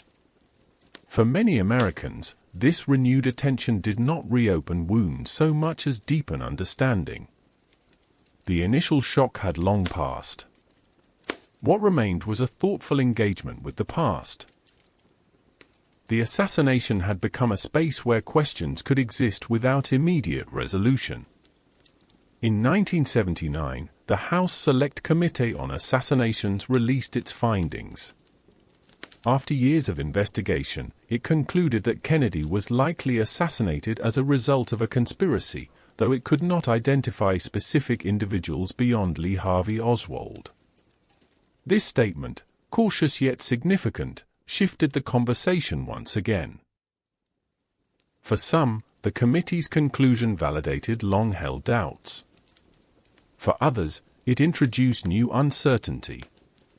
The idea that a definitive answer might never be possible settled quietly into public awareness. History, it seemed, could remain open-ended. What mattered most was not the exact conclusion, but the process itself. The willingness to revisit the past. To acknowledge that understanding evolves. That conclusions drawn in one era may be reconsidered in another, shaped by new evidence and cultural context. As background historian, I find this return to questioning deeply human. It reflects a desire not for drama, but for meaning. For coherence. For a sense that even painful events can be approached with patience and care. The assassination, once defined by its immediacy, now lived in reflection. Discussions were calmer. Language more measured. The urgency of answers had softened into a recognition that some mysteries resist closure. In classrooms, the story of JFK's assassination became a way to teach not only history, but epistemology. How we know what we know. How evidence is weighed. How narratives are constructed and revised. Students learned that certainty is rare, and that thoughtful inquiry matters. Public reaction to renewed investigations was quieter than in earlier years. There were no national pauses, no widespread shock. Instead, there was a collective nod of acknowledgement. A sense that complexity was not only acceptable, but expected. At Arlington, the eternal flame burned on, unchanged by renewed debate. It did not flicker more brightly in response to new theories, nor dim with uncertainty. It simply remained, steady and calm, offering a place where questions could coexist with remembrance. This phase of the story reminds us that history is not static. It breathes with each generation that engages it. It invites reconsideration without demanding resolution. It allows space for humility. As the decades continued, interest in the assassination ebbed and flowed, rising with anniversaries and new releases, then settling again into the background of collective memory. Each return added texture, not finality. In this gentle rhythm of inquiry and reflection, the assassination became less about solving a puzzle and more about understanding its place in the broader human story. A reminder that some events shape us not through answers, but through the questions they leave behind. As we rest here, in this calm return to uncertainty, we prepare to drift onward. In Part 14, we will explore how memory, mystery, and myth gradually intertwined, shaping how the assassination lives on in popular imagination. Part 14, Memory, Mystery, and Myth. As the years continued their quiet passing, the assassination of John F. Kennedy drifted into a space where memory and mystery began to intertwine. Facts remained, carefully recorded and debated, yet around them grew something softer and more elusive. Myth. Not in the sense of falsehood, but in the human tendency to shape meaning when certainty feels incomplete. This is what often happens when an event resists resolution.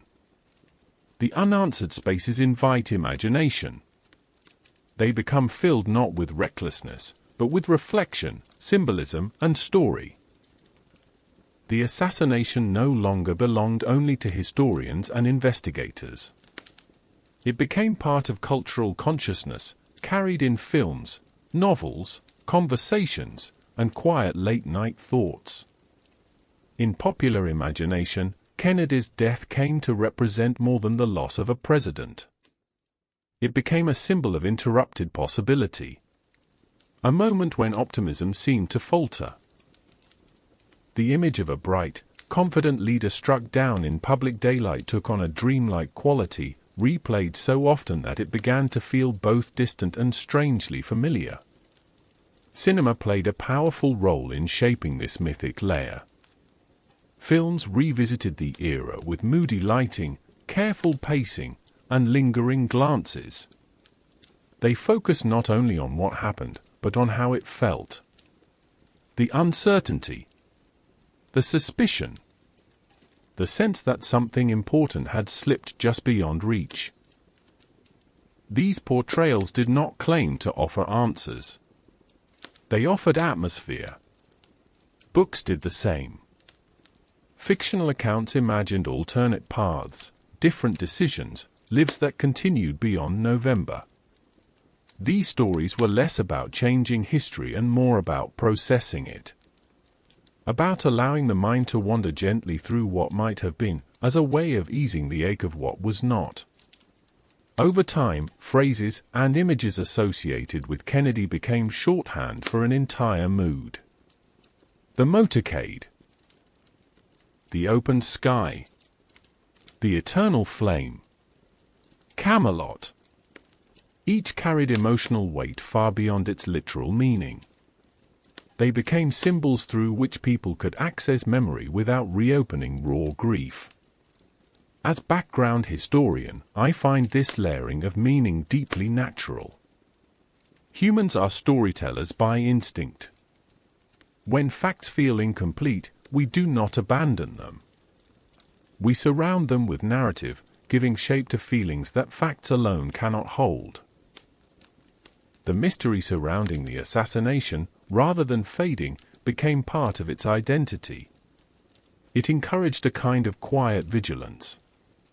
A reminder to look closely, to question gently, to accept that not everything arrives with a clear ending. In this way, the assassination taught a subtle lesson about uncertainty itself. Importantly, this mythic quality did not erase respect. Kennedy's memory was not trivialized by storytelling. Instead, it was preserved, protected. The blending of fact and feeling allowed remembrance to endure across generations that had no direct connection to the event. For those born long after 1963, the assassination often felt dreamlike, as if it existed outside ordinary time. Black and white footage gave it a distant texture. The formal language of broadcasts and speeches added to the sense that it belonged to another world. Yet the emotions it stirred remained accessible. Teachers, parents, and storytellers learned to approach the topic with care. Not as a source of fear, but as a moment for reflection. A way to discuss vulnerability, leadership, and the fragile nature of progress. The assassination became a quiet teaching tool, inviting thought rather than alarm. At anniversaries, coverage shifted from urgency to contemplation. Documentaries spoke slowly. Articles focused on legacy rather than detail. The tone softened. The event was no longer shouted. It was spoken about in lower voices, with longer pauses. The eternal flame continued to anchor this evolving memory. Its presence offered reassurance that remembrance does not require certainty. That honoring a life does not depend on solving every question surrounding its end. The flame simply burned, steady and patient. In this space where myth and memory meet, the assassination found a kind of rest. Not because it was resolved, but because it was understood as part of a larger human story. One where meaning unfolds gradually, shaped by time, reflection, and care. As we linger here, there is no need to rush forward.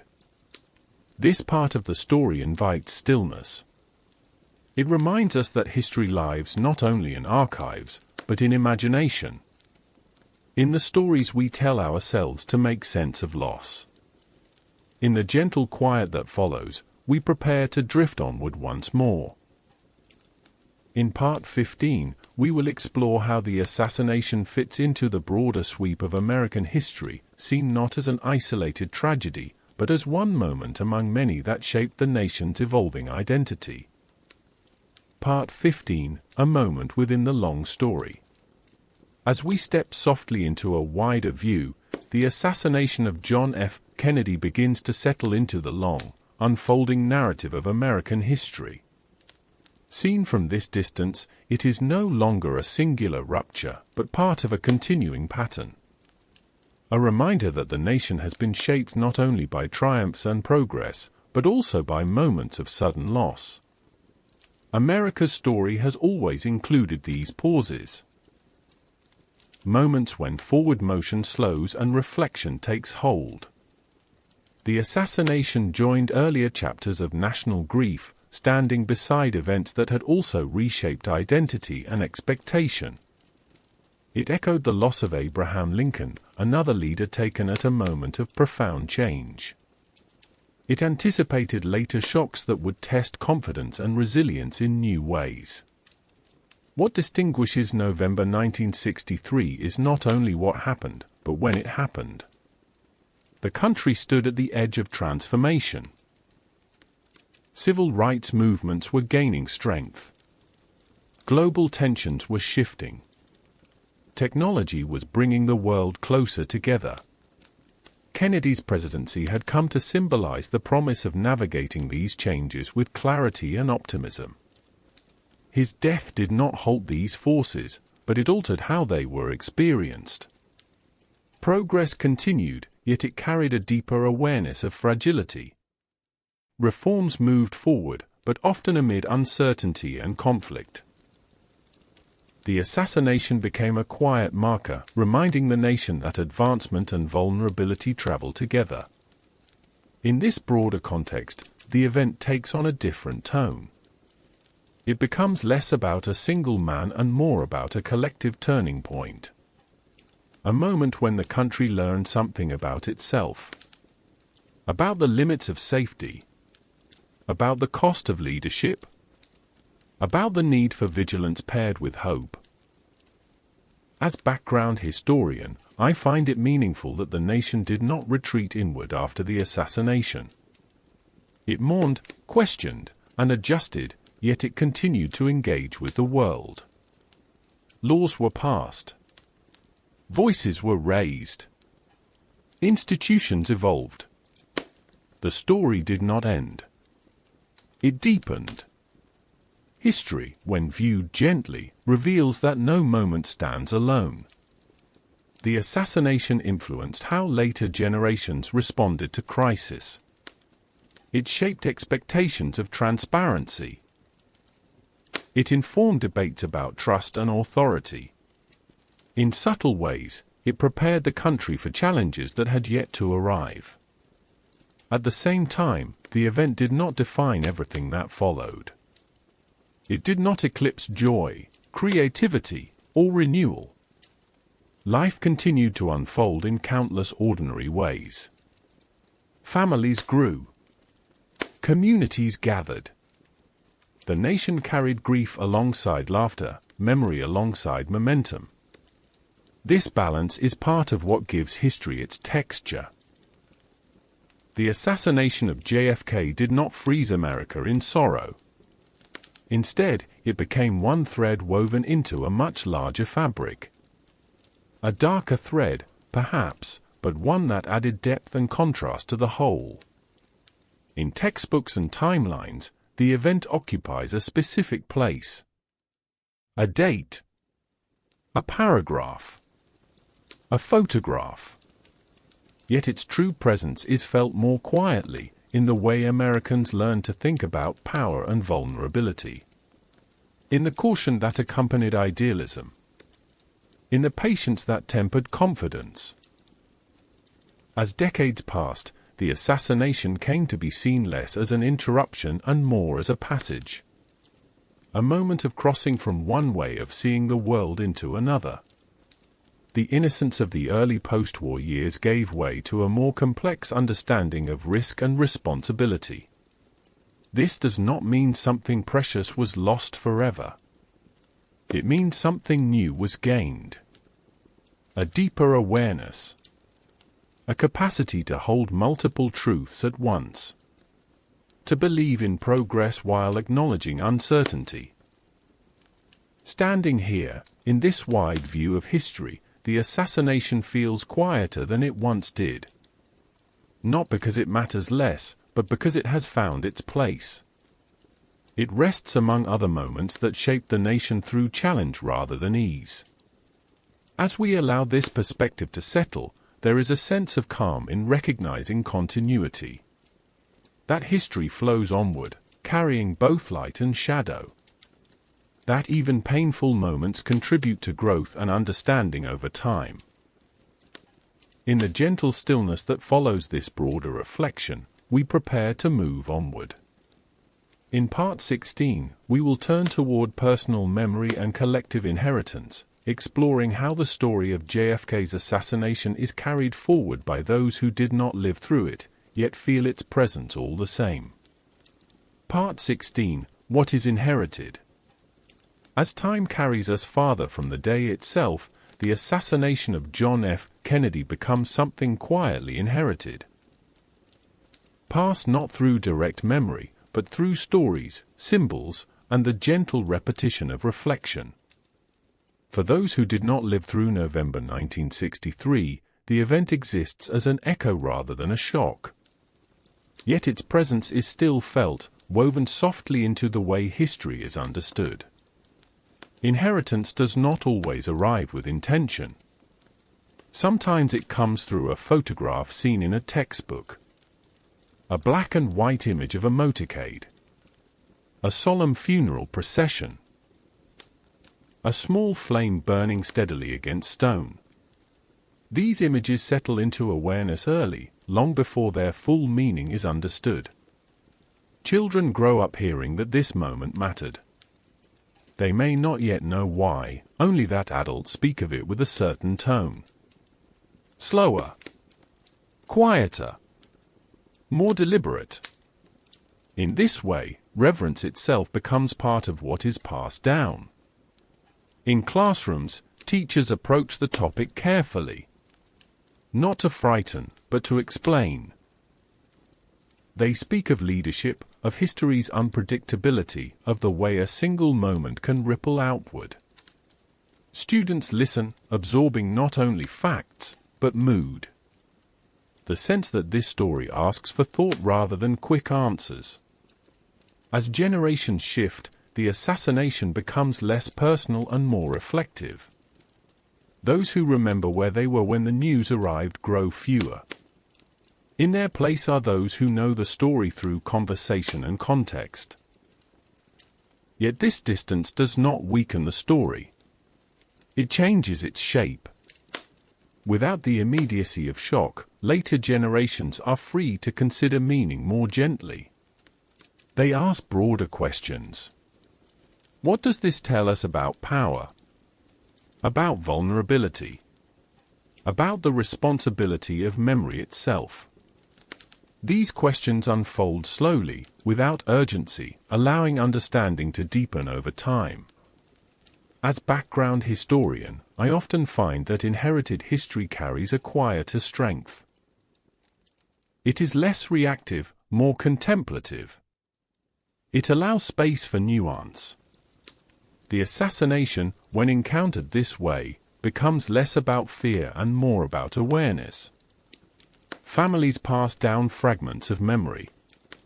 A parent recalls watching the funeral on television. A grandparent remembers the silence that fell over a workplace. These recollections are offered not as warnings, but as touchstones. Markers of a time when the world felt suddenly fragile. For those listening, these stories create a sense of continuity. They reveal that history is lived by ordinary people. That national events are experienced in kitchens, classrooms, and quiet living rooms. This realization makes the past feel closer, more human. Public spaces also carry this inheritance. Museums display artifacts with careful explanation. Memorials invite pause rather than spectacle. The eternal flame at Arlington continues to welcome visitors who arrive with curiosity rather than memory. They stand, they read, they reflect. What they take away is often subtle. Not a conclusion, but a feeling. A sense of solemnity. A recognition that leadership carries weight beyond policy. That moments of loss shape collective identity even when details fade. In media and culture, the assassination remains present but softened. References appear gently, often without explanation, trusting that meaning will be understood intuitively. The story no longer needs to be told in full. Its outline is enough. This is how history settles into inheritance. It becomes part of the background. A quiet influence shaping expectations and understanding. It teaches without insisting. It lingers without demanding attention. Importantly, this inherited memory does not feel heavy. It feels steady. Like a low, constant note beneath the surface of awareness. It reminds without overwhelming. It informs without intruding. In this way, the assassination becomes a shared point of reference rather than a wound. It connects generations through reflection rather than pain. It offers perspective rather than alarm. As we rest here, considering how memory travels forward through time, there is comfort in recognizing that meaning does not disappear as distance grows. It transforms. It adapts. It finds new ways to be held. In the gentle calm that follows this reflection, we prepare to drift onward. In Part 17, we will turn toward the present, exploring how the assassination is understood today, not as a moment frozen in the past, but as a quiet present still shaping thought and conversation. Part 17, How It Lives Today. Here, in the present moment, the assassination of John F. Kennedy rests in a quieter place than it once did. It is no longer urgent, no longer raw. Yet it is not distant either. Instead, it lives gently in the background of public awareness, like a familiar landmark passed often but rarely examined closely unless one chooses to slow down. Today, the event is approached with a kind of calm maturity. The sharp divisions that once dominated conversation have softened. Curiosity remains, but it is less charged. People ask questions not to argue, but to understand. The tone has shifted from confrontation to contemplation. When the assassination is discussed now, it often arises in thoughtful spaces. Classrooms, documentaries, long-form writing, podcasts spoken in steady voices, designed not to provoke, but to explore. The pace is slower, the language more careful. There is room to breathe. Modern audiences tend to encounter the story not as breaking news, but as context. It is woven into discussions about trust, transparency, and leadership. It serves as a reference point when people talk about how public confidence changes over time and how societies respond when certainty is shaken. Technology has changed how the assassination is accessed. Archival footage is now readily available, preserved and stabilized. Documents once difficult to obtain can be read quietly online. This accessibility has not heightened alarm. Instead, it has encouraged a more measured engagement. People explore at their own pace, pausing when they need to. Importantly, the tone of remembrance today is gentler. Anniversaries pass without spectacle. There are no longer widespread national pauses. Instead, there are quiet articles, reflective essays, thoughtful programs that air without fanfare. The story is offered, not insisted upon. For many, the assassination has become a meditation on uncertainty itself. A reminder that some questions remain open, and that living with ambiguity is part of maturity. This acceptance feels different from resignation. It feels peaceful. As background historian, I sense that the event now functions as a kind of moral landmark. Not something to return to repeatedly, but something that quietly informs perspective. It reminds people to value openness while respecting caution. To seek truth patiently rather than urgently. To honor the past without being consumed by it. Younger generations often approach the story with curiosity rather than fear. They ask how it shaped media, how it influenced public trust, how it changed expectations of leadership.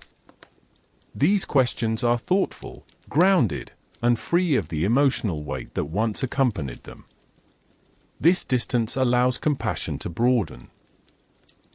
Rather than focusing only on theories or outcomes, people reflect on the human experience of the moment. The confusion, the grief, the way ordinary lives intersected with history unexpectedly. This empathy feels expansive rather than heavy. Public memory has also become more inclusive. The assassination is no longer viewed only through the lens of power and politics. It is remembered as a shared human moment. One that affected families, communities, and individuals far removed from the center of events. At Arlington, the eternal flame continues its quiet work. Visitors still arrive, though often fewer now. They stand without hurry. They do not speak much. The flame does not ask them to remember details. It invites them to feel continuity.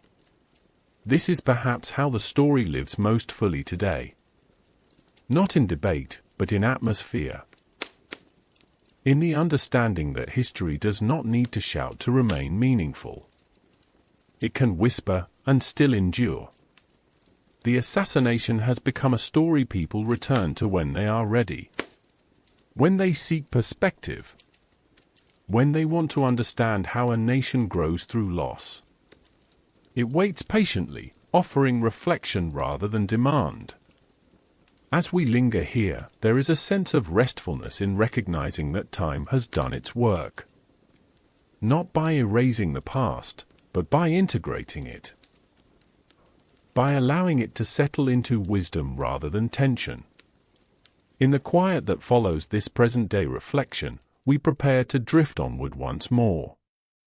In Part 18, we will gently draw the story toward its close, reflecting on what endures beyond memory, beyond debate, and beyond time itself.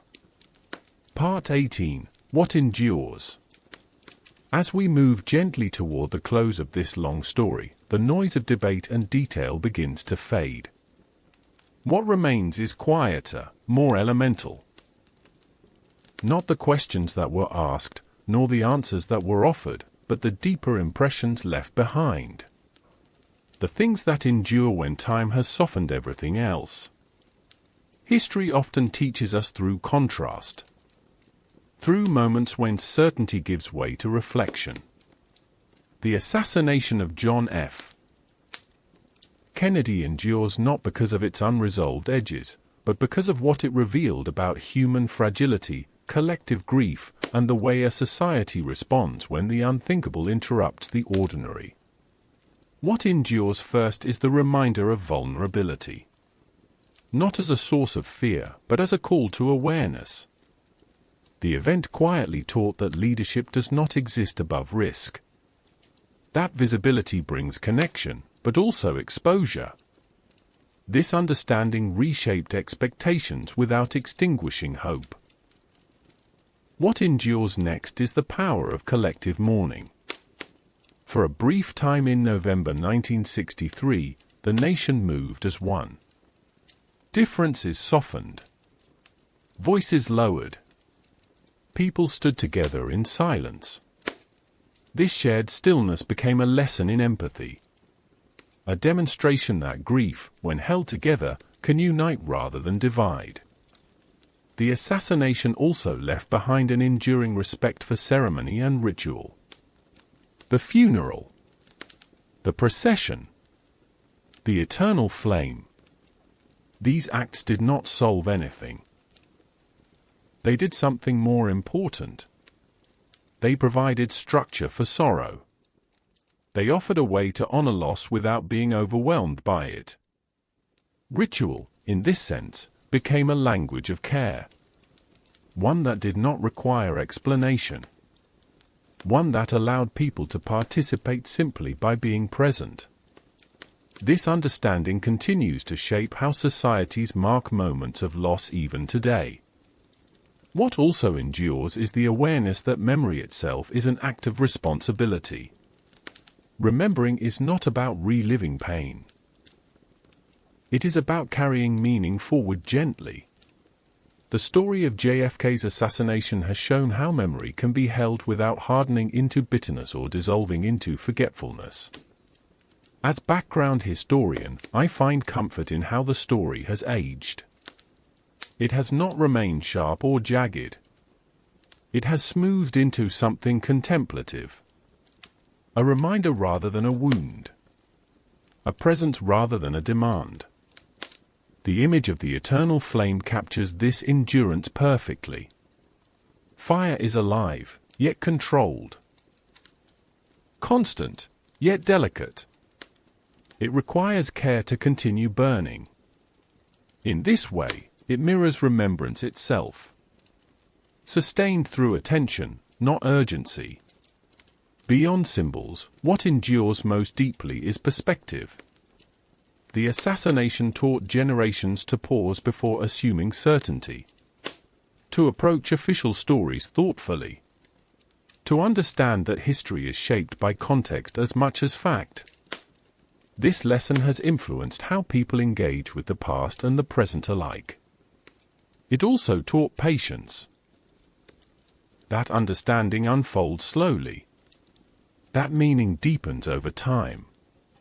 That not every question must be answered immediately in order for peace to be found. In quieter moments, the story invites reflection on leadership itself, on the balance between vision and humility, on the weight carried by those who stand in the public eye, on the humanity that exists beneath titles and roles. Kennedy's life, when remembered this way, becomes less about interruption and more about contribution. His words still echo. His ideals still surface. Not because they are perfect, but because they speak to enduring hopes. Service. Curiosity. Responsibility. As we allow these thoughts to settle, the story feels less like a tragedy and more like a meditation. One that asks us to slow down, to notice how history moves through people rather than over them, to recognize how meaning persists quietly. In this gentle awareness, we begin to feel a sense of closure forming. Not the kind that ends discussion, but the kind that allows rest. The kind that says it is okay to stop asking for more and simply sit with what is. In the soft stillness that gathers here, we prepare to drift into part 19, where we will reflect on the final calm. On how stories like this eventually come to rest. And on how, even then, they continue to glow softly in the background of time. Part 19, The Quiet Place Where Stories Rest. Now we arrive at a gentler space, one that feels less like movement and more like settling. After the questions, the remembrance, the long arc of influence, there comes a calm place where stories rest. Not forgotten. Not concluded. Simply held. The assassination of John F. Kennedy, after decades of attention and interpretation, has reached this quiet place.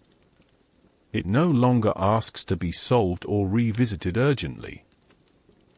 Instead, it waits patiently, available when reflection calls for it, content to remain still when it does not. This is what happens to history when it has been fully lived with. It stops pressing forward and begins to lie gently beneath the surface of awareness. Like a familiar landscape passed many times, its shape is known even when it is not actively observed. In this resting place, the event feels less like an interruption and more like a pause that has already been absorbed. The nation has moved through grief, inquiry, doubt, and understanding. What remains is not tension, but texture. A soft layering of memory that adds depth to how the present is experienced. As background historian, I often think of this stage as the final kindness time offers. The moment when an event no longer needs to explain itself. When it can simply exist as part of the larger human story, without being asked to carry more than it already has. Here, the assassination is no longer surrounded by raised voices or urgent headlines. It is accompanied by silence. Not an empty silence, but a full one. The kind that holds meaning without demanding attention. The kind that allows reflection to come and go naturally. People who visit Arlington now often arrive without expectation. They stand before the eternal flame not to search for answers, but to acknowledge continuity. The flame does not represent tragedy alone. It represents endurance. The idea that remembrance can be steady rather than heavy. In classrooms and books, the story is told with calm clarity. Dates are given. Context is offered. But there is also space left open. Space for interpretation. Space for thought. Space for the understanding that some moments shape us more through feeling than fact. This resting place does not diminish importance. It refines it. By removing urgency, it allows meaning to breathe. The assassination becomes something one can approach slowly, without fear or intensity. Something that invites contemplation rather than reaction. There is also comfort here. Comfort in knowing that collective memory does not require constant tending. That it can hold steady on its own. That even when attention moves elsewhere, meaning remains intact. In this calm space, Kennedy's presence feels gentle. His words drift softly through time. His image no longer dominates, but accompanies. He exists not as a figure frozen in tragedy, but as a voice woven into a broader conversation about service, leadership, and responsibility. The story no longer belongs to any one generation. It belongs to time itself. Each era may glance at it differently, but none need to carry it urgently. This release is not forgetting. It is trust. Trust that the past has been honored sufficiently. Trust that lessons have been absorbed. Trust that memory can rest without fading. As we linger here, there is a sense of completion beginning to form. Not an ending, but a rounding. A smoothing of edges. A gentle understanding that stories, like people, eventually seek stillness. In this quiet place, nothing needs to be added. Nothing needs to be proven. The story is whole as it is. And so, with calm breath and softened attention, we prepare to drift into the final part of this journey. In part 20, we will bring everything gently together, allowing the story to close not with finality, but with peace. Part 20, letting the story sleep. And now, at last, we come to the gentle close of this long journey. Not with a sharp ending, but with a soft settling. The kind that feels like evening finally arriving after a long, thoughtful day. The story of the assassination of John F. Kennedy has carried us through shock and sorrow, through questions and reflection, through memory and meaning. We have walked slowly, pausing often, allowing the weight of history to rest where it belongs. And now, there is nothing left to chase. Nothing left to resolve. What remains is calm. History does not always ask us to understand everything.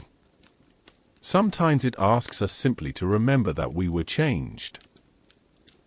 That something passed through the world, left an imprint, and then moved on, leaving us quieter, wiser, more aware. The assassination of JFK now lives in that space. No longer loud. No longer demanding. It exists as a low, steady presence in the background of time. Like a distant light seen through evening mist. Like a familiar melody remembered without needing to be played. If we listen closely, we can sense what the story offers us in its final form. A reminder that moments of brightness can be brief, yet meaningful. That leadership is human, and therefore fragile. That collective grief, when shared gently, can bring people closer rather than pull them apart. We can also feel how memory has done its careful work. The sharp edges have softened. The urgency has eased. What was once overwhelming has become contemplative. The story no longer presses on the heart. It rests there quietly. At Arlington, the eternal flame continues to burn, just as it always has. Not brighter. Not dimmer. Simply steady. It does not insist on being noticed. It waits. And in that waiting, it teaches us something simple and profound. That remembrance does not require constant attention. Only care. In our own lives, stories like this settle in much the same way. They become part of how we see the world, even when we are not thinking of them directly. They shape patience. They encourage reflection. They remind us to slow down when certainty feels tempting. As background historian, I find peace in this ending. Not because everything is known, but because everything has found its place. The questions can rest. The debates can quiet. The memory can remain without effort. And now, so can you. There is nothing more you need to hold onto tonight. The story has been told gently. It can stay here, safe and complete, while you drift onward into rest. Like history itself, it will remain when you return to it. There is no need to carry it further right now. Thank you for walking through this long, quiet path with me. Thank you for listening patiently, for allowing space between moments, for letting the story breathe. As the evening deepens and the world grows still, you may let your thoughts soften and fade. The past is at peace. The present is calm. And the night is wide and welcoming. As we come to the very end of tonight's story, there is no need to hurry away. History has been laid down softly, like a book closed not with finality, but with care. Everything that needed to be said has already found its place. Stories such as this one do not end abruptly. They settle. They grow quiet. They rest in the background of our thoughts, no longer asking for attention, only offering perspective when we need it. The past has been honored. The memory has been held gently. Nothing more is required. If you feel a sense of calm now, let it stay. If your thoughts are drifting, that is exactly as they should be. History, when approached with patience and softness, does not disturb sleep. It guides it. It reassures us that even moments of great weight can be carried lightly over time. As background historian, I want to thank you for spending this long evening with me. For listening slowly. For allowing pauses. For giving space to reflection rather than urgency. These stories are not meant to be consumed quickly.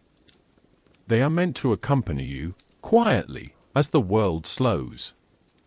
Tonight, the echoes of the past can fade into stillness. The questions can rest. The images can soften. You do not need to remember every detail. You do not need to hold on to anything at all. The story will remain where it belongs, waiting patiently should you ever wish to return. Outside this moment, the night continues its calm work. The air cools. The light dims. Sounds grow distant. Everything moves toward rest, including us. There is comfort in knowing that history does not rush, and neither do you. If you are awake, you may notice your breathing slowing.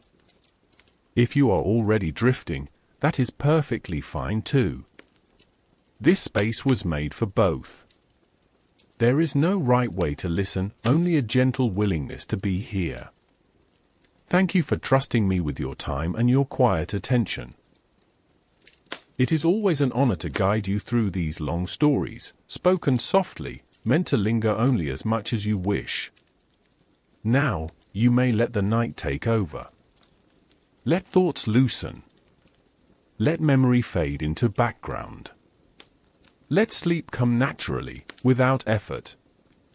The story is complete. The past is at rest.